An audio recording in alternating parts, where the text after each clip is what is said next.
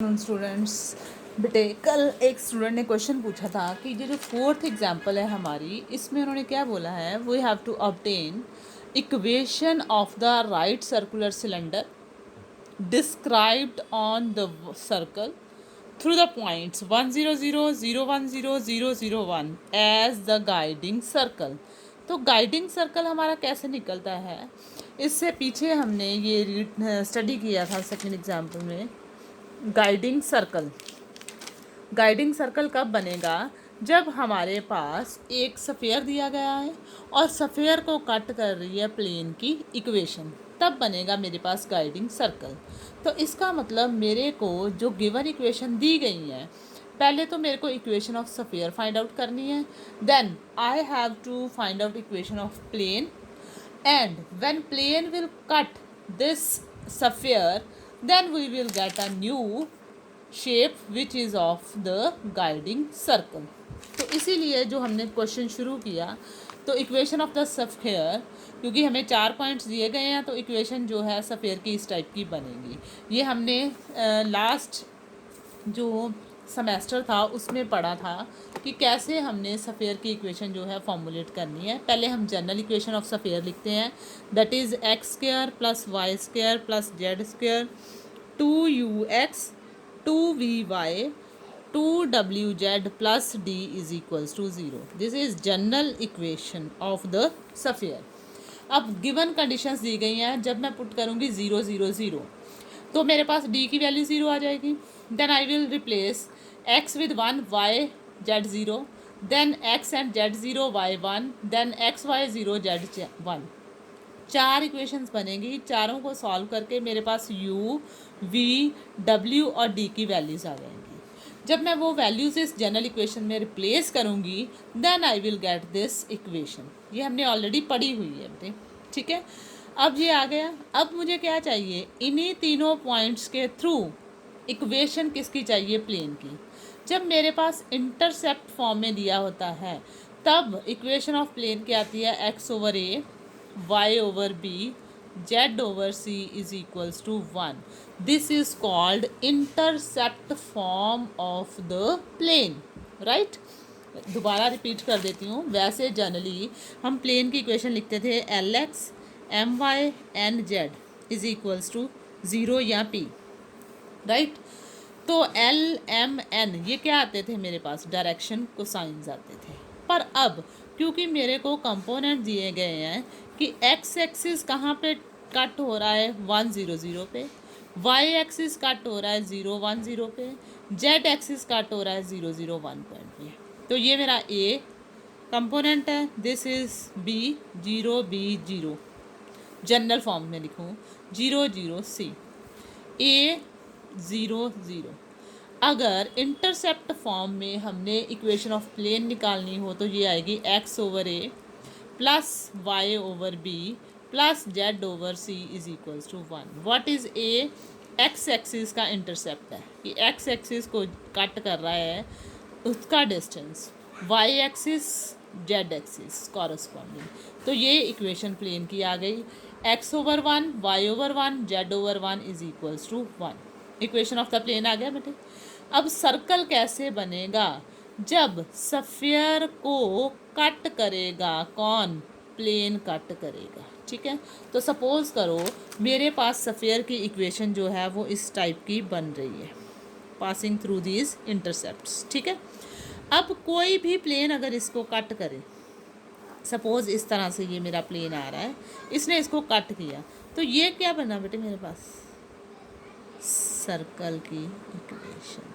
तो ये जो रिजल्टिंग इक्वेशन बनेगी वो किसकी इक्वेशन बनेगी, सर्कल की।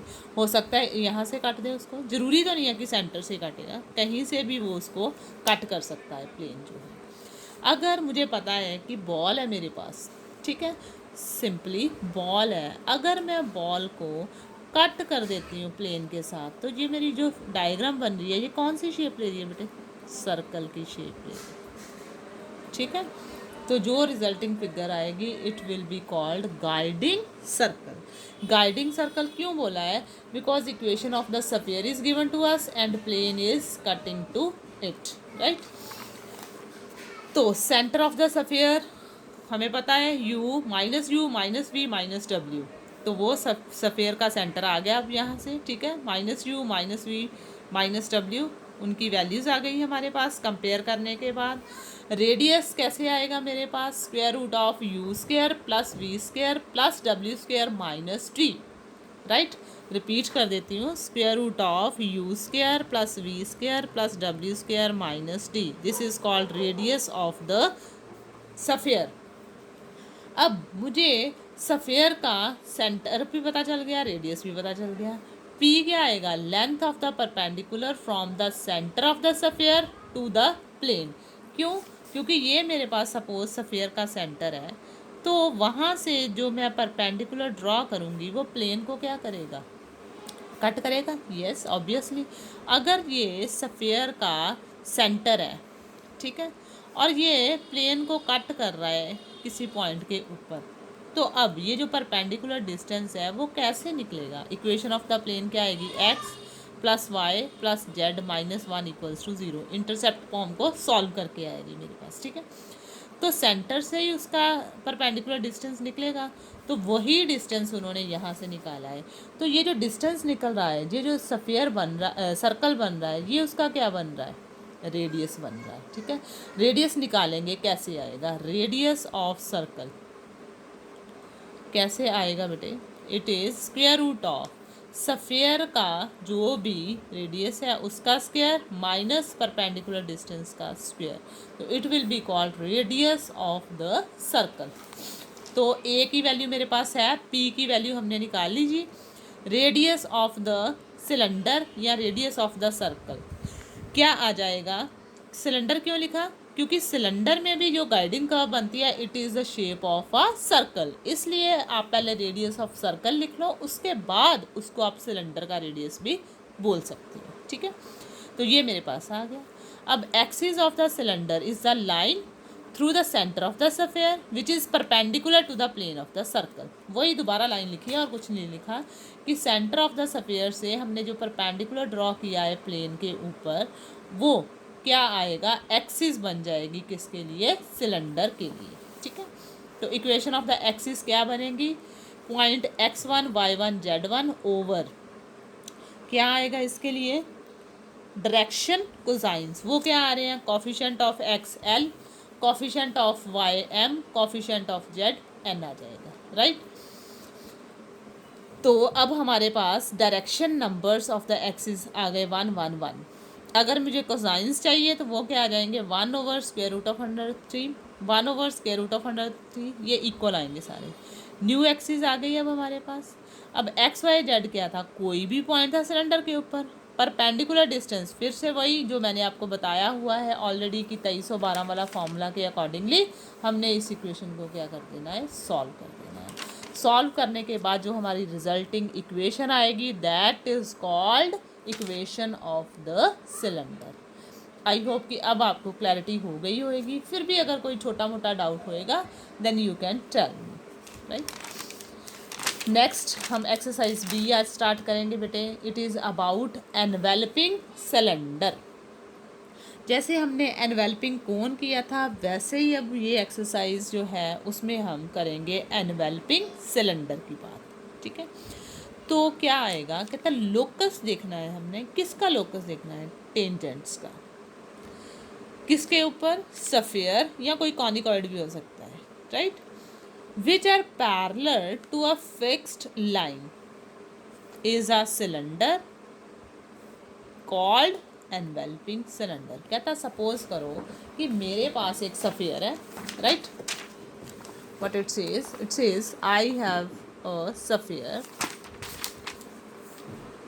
ये मेरे पास सपोज क्या आ रहा है, सफ़ियर आ रहा है।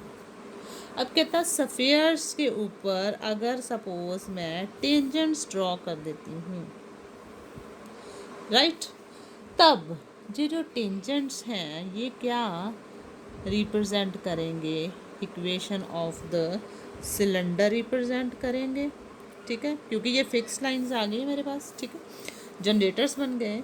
तो ये जो अब सिलेंडर बनेगा, this cylinder is called enveloping cylinder, ठीक है। तो यही चीज़ उन्होंने यहाँ पे एक्सप्लेन कर दी है। लोकस लेना हमने, किसका लोकस ले रहे हैं? टेंजेंट्स का, टू अ सफियर। कॉनिकॉइड कोई भी हो सकता है, सफियर हो सकता है, इलिप्स हो सकता है, सर्कल हो सकता है, anything, any conicoid which are parallel to a fixed line is a cylinder and that is called an enveloping cylinder। अब हमें इक्वेशन बोला गया है कि we have to find equation of the enveloping cylinder of a sphere. अब उन्होंने fix कर दिया कि सफेयर के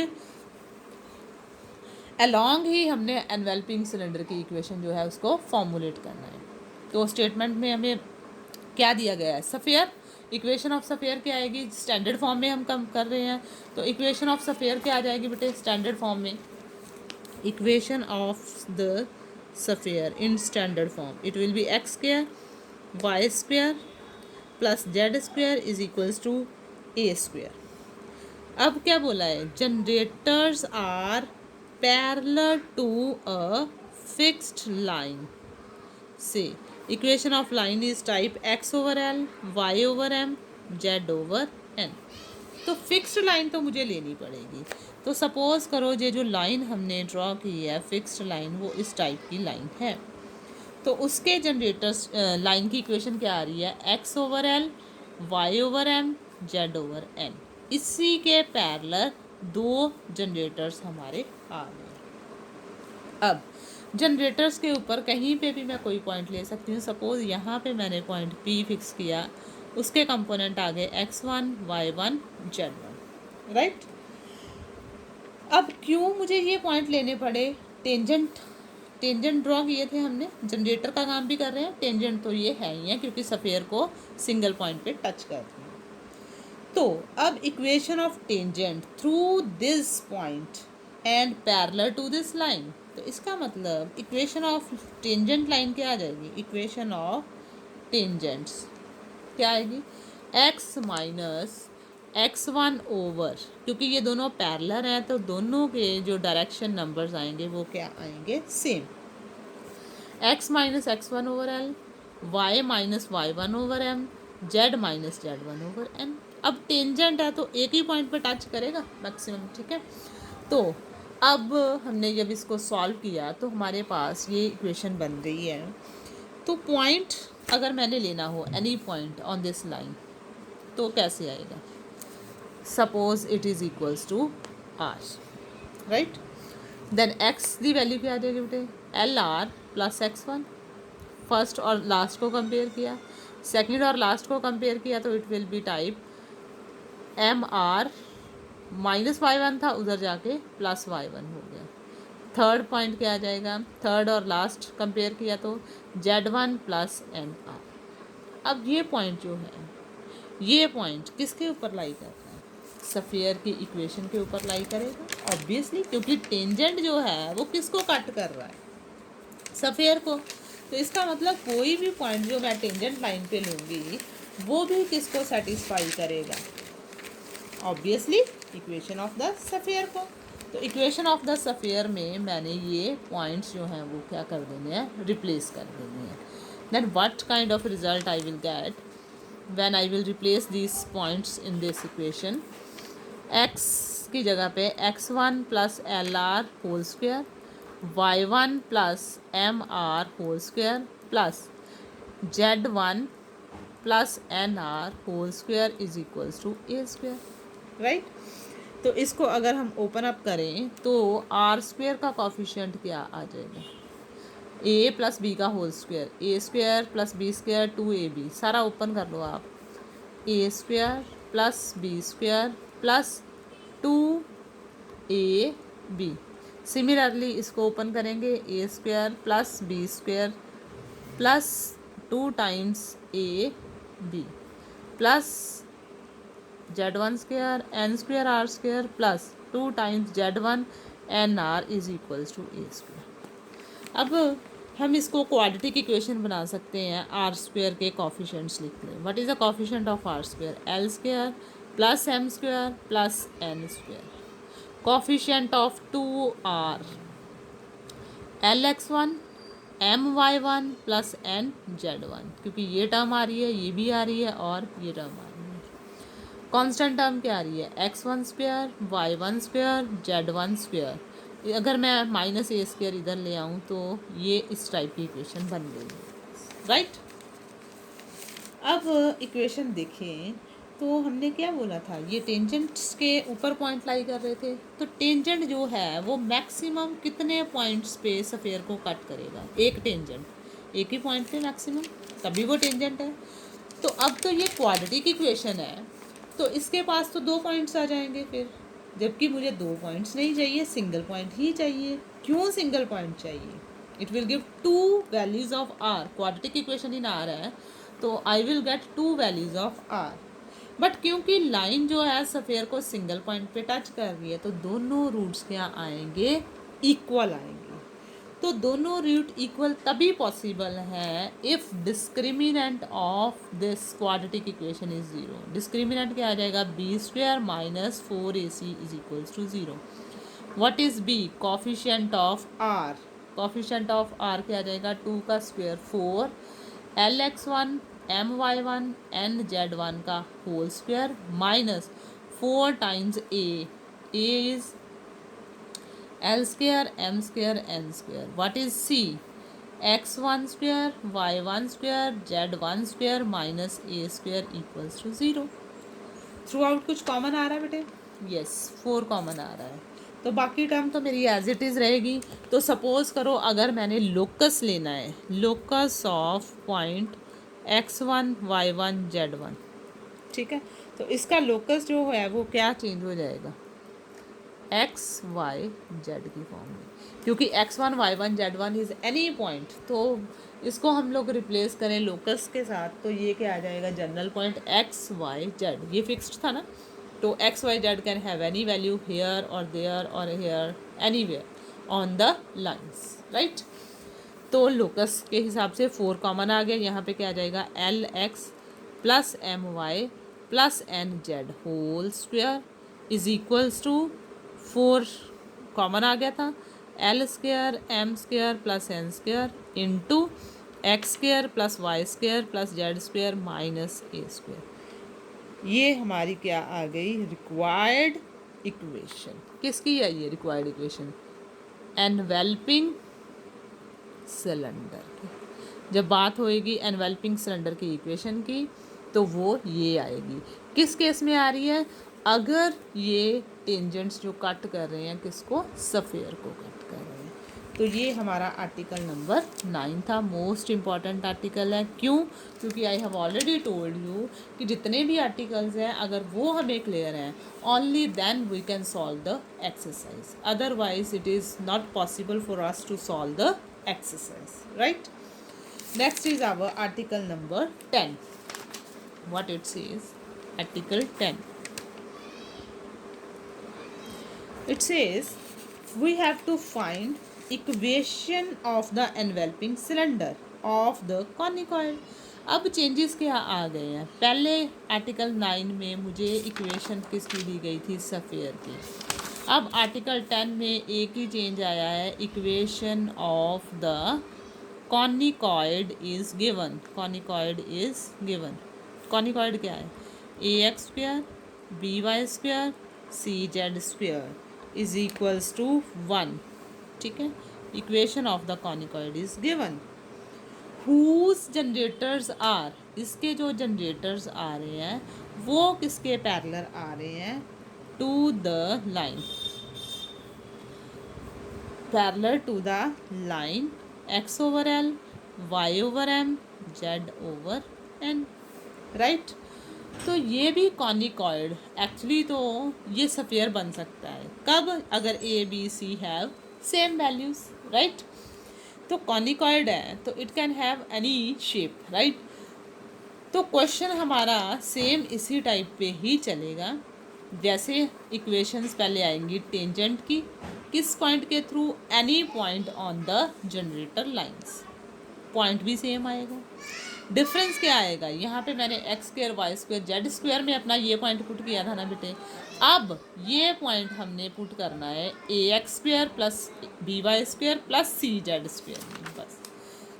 article 9 and article 10 are similar, change is this, यहाँ पे मुझे इक्वेशन ऑफ सफेयर गिवन है और नेक्स्ट आर्टिकल में equation of the conicoid is given, but purpose is we have to find enveloping cylinder, right. तो enveloping cylinder निकालने का process जो है वो सेम है। एक ओवरव्यू में आपको दे देती हूँ बुक से, राइट। देखो वैसे ही सेम कॉनिकॉइड है हमारा, फिक्स्ड लाइन दी गई है हमें, x over l, y over m, z over n. इस फिक्स लाइन के पैरेलल जनरेटर्स जो आ रहे हैं वो कॉनिकॉइड के क्या हैं, टेंजेंट्स हैं।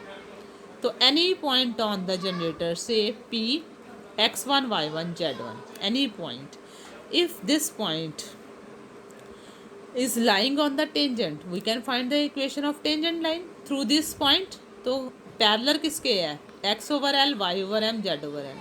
तो जो लाइन इस पॉइंट के थ्रू पास होएगी उसके लिए मेरे जो डायरेक्शन नंबर्स आएंगे वो आएंगे l, m, n। अगर नंबर्स आ जाएंगे सेम तो कोसाइंस मैं फाइंड आउट कर सकती हूँ जब क्वेश्चन सॉल्व करेंगे। तो फिलहाल तो मुझे कोसाइंस चाहिए भी नहीं, मुझे तो पॉइंट की इक्वेशन चाहिए थी। तो हमने ये पॉइंट फाइंड आउट कर लिया। अब क्योंकि ये पॉइंट जनरेटर के ऊपर लाई कर रहा है तो डेफिनेटली कॉनिकॉइड की इक्वेशन को क्या करेगा, सेटिस्फाई करेगा। तो सेम वैसा ही इक्वेशन बन गया है हमारा। तो चेंजेस क्या आए, वहाँ पे ए बी सी की वैल्यू 1 थी, इस केस में a b c can have any value. Line किसको टच कर रही थी, कॉनिकॉइड को। अगर वो टच कर रही है तो it will have definitely equal roots. Equal roots कब आते हैं, अगर डिस्क्रिमिनेंट 0 हो। तो डिस्क्रिमिनेंट की वैल्यू हमने निकाली, फिर लोकस ले लिया हमने पॉइंट का। When we take the locus of this arbitrary point तो we replace with x1 y1 z1 with x y z which is a required equation. अब वो कहता है अगर मैं एल एम एन को 1 पुट कर दूँ तो एनवेल्पिंग सिलेंडर की जो कॉनिकॉइड की इक्वेशन है वो इस टाइप की ट्रांसफ़र हो जाएगी। फाइन, ये तो स्पेशल केस है हमारे पास। आर्टिकल 11 क्या कहता है, we have to find equation of the cylinder. अब एनवेल्पिंग सिलेंडर की बात नहीं बोली ने, सिर्फ ये बोला है we have to find equation of the cylinder whose generators touch the sphere. तो आर्टिकल फिर से सेम है, सिर्फ चेंज क्या आ गई, this is general equation of the sphere. तो आर्टिकल 9 में और 11 में एक ही डिफरेंस है, इसमें हमारे पास क्या आ रही थी, standard form of the sphere. तो अब इस केस में मेरे पास क्या आ रही है, general form of the sphere. Generators parallel to the fixed line. This question same उसी तरह से होएगा, पॉइंट भी वैसे लेंगे, पर अब कैलकुलेशन लंबी हो जाएगी। क्यों, क्योंकि एक्स वाई जेड की वैल्यूज़ पहले हमने सिर्फ यहाँ तक पुट की थी, x square y square z square में।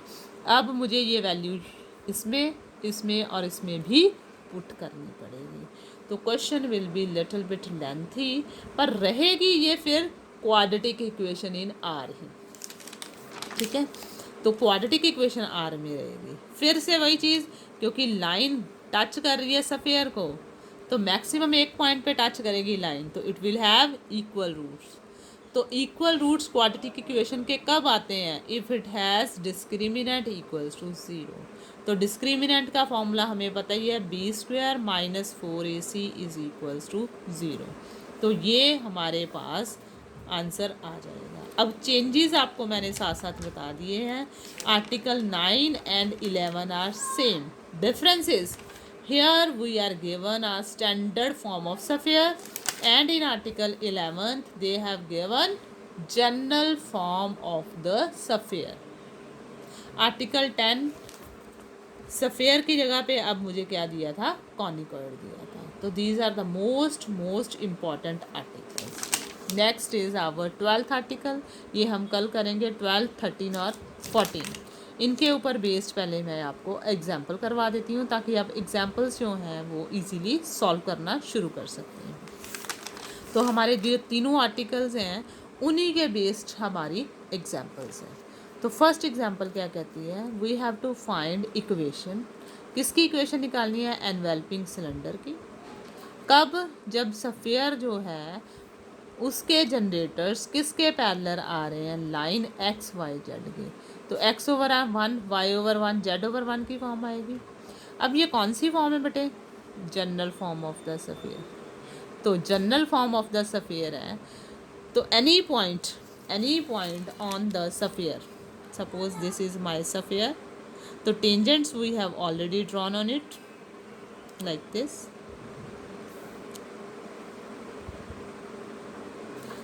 Maybe guiding curve we like this.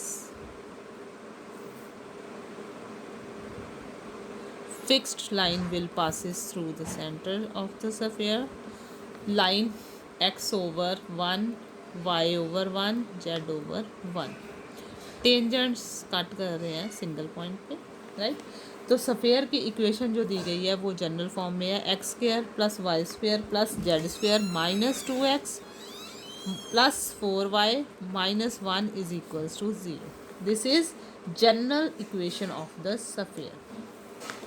Generators are parallel to these lines, right? Any point on the generator, say P, x1, y1, z1. तो जैसे हमने आर्टिकल सॉल्व किया था उसी तरह से अब हम क्वेश्चन सॉल्व करेंगे, राइट. तो अब ये जो पॉइंट है इसके थ्रू मैं टेंजेंट की लाइन इसकी इक्वेशन निकालूं तो it will be like x minus x1 over l क्या आ रहा है 1, y minus y1 over 1, z minus z1 over 1. Any point on this equation से r, तो what will be x will be replaced with r plus x1. Next is y1 plus r. Next will be z1 plus r. Now this point will satisfy the equation of given sphere. So we have to replace x, y, z with these numbers. First number is x1 plus r whole square plus y1 plus r whole square plus z1 plus r whole square minus 2 times x plus 4 times y minus 1 is equals to 0, right. A plus b whole square, a plus b whole square, a square plus b square plus 2ab plus a square plus b square plus 2 times ab. Next a square plus b square plus 2 times ab minus of 2x1 minus of 2r plus 4y1 plus 4r minus 1 equals to 0. अब r square वाली terms कौन सी है 1, 2 and 3. तो equation क्या बन जाएगी मेरे पास 3r स्क्वेयर, r स्क्वेयर वाली terms 3r square plus r वाली term 1, 2, 3, 4 and 5. Coefficient of r जब हमने लिखना है तो coefficient of r it will be bracket में 2x1 plus 2y1 plus 2z1 plus 2r, wait 2r, right. यहाँ से ये एडजस्टमेंट हो गई. कांस्टेंट टर्म कौन सी बची x1 square plus y1 square z1 square minus 1 plus x1 square y1 square z1 square minus 1 is equals to 0. Fine. अब ये इक्वेशन क्या बन रही है बेटे quadratic equation in r, which is quadratic equation in r. Quadratic है तो r will have 2 roots, पर हमें पता है कि ये जो टेंजेंट लाइन आ रही है ये इसको एक ही पॉइंट पे टच करेगी, so it will have equal roots हैं तो डिस्क्रिमिनेंट शुड बी 0.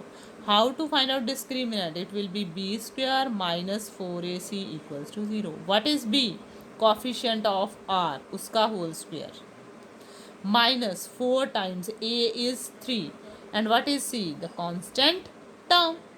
तो सॉल्व हमने पूरे का पूरा क्वेश्चन किसके ऊपर बेस्ड किया है, आर्टिकल के ऊपर बेस्ड ही किया है. तो सॉल्व अब हम कर सकते हैं. जो इसको सॉल्व करने के बाद आंसर आएगा that is the equation of enveloping cylinder. ठीक है। तो अब इसके ऊपर बेस्ड जितने भी क्वेश्चंस हैं एक्सरसाइज के वो आप शुरू करो बेटे, ठीक है। जो क्वेश्चन आर्टिकल 9th 10th और 11 के ऊपर बेस्ड एग्जांपल्स हैं, पहले आप अच्छी तरह से आर्टिकल्स की प्रैक्टिस करो, उसके बाद जो एग्जांपल उनके ऊपर बेस्ड आई जा रही है वो एग्जांपल सॉल्व करके देखो, ठीक है। तो tomorrow we will do next article, article number 12, 13, 14, right. 3 articles हमने आज किए हैं, तो 3 आर्टिकल हम कल करेंगे, तो then our chapter will be finished. Example इसकी एक ही दी है, एक तो मैंने करवा दी है, सेकंड एग्जाम्पल भी सिंपल है, ठीक है। तो वो आप ट्राई करके देखो, जो प्रॉब्लम्स आएंगी you can ask me, fine. 4 ही क्वेश्चंस हैं इसमें, तो इसका मतलब ये हुआ कि you have to focus on the article as well as examples, ठीक है। तो फिलहाल अब ये आर्टिकल्स करो, जो प्रॉब्लम्स आएंगी you can share with me. Thank you.